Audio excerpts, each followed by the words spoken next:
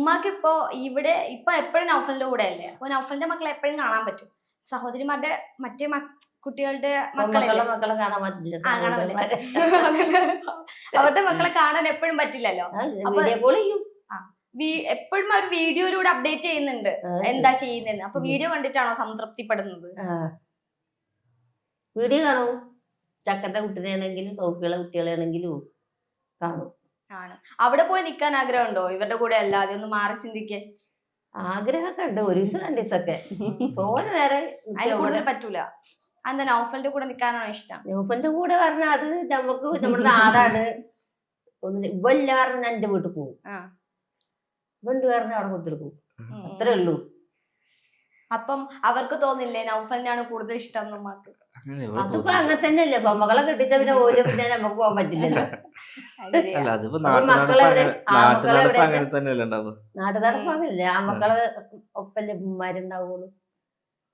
പിന്നെ കണ്ണൂര് കോഴിക്കോട് അവയ്ക്കൊക്കെ ഒരു ഭാര്യ വീട്ടിൽ കൂടെ ഇരിക്കും.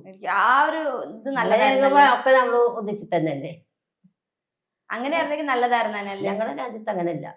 രാജ്യം എന്റെ രാജ്യമാണെന്ന് പറഞ്ഞ മാതിരി രാജ്യം. നിങ്ങളൊരു രാജ്യത്താ? ഏതാ രാജ്യം?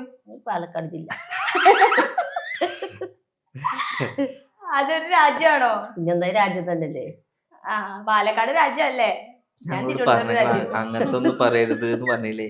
രാജ്യം എന്ന് പറഞ്ഞ മാറി ജില്ല എന്ന് പറയും. പാലക്കാട് ജില്ല കേട്ടോ. നമ്മളെ കേരളത്തിൽ പെട്ടതാ. കേരള രാജ്യല്ലേ? പിന്നെന്താ? കറക്റ്റ് അല്ലേ? ഓ,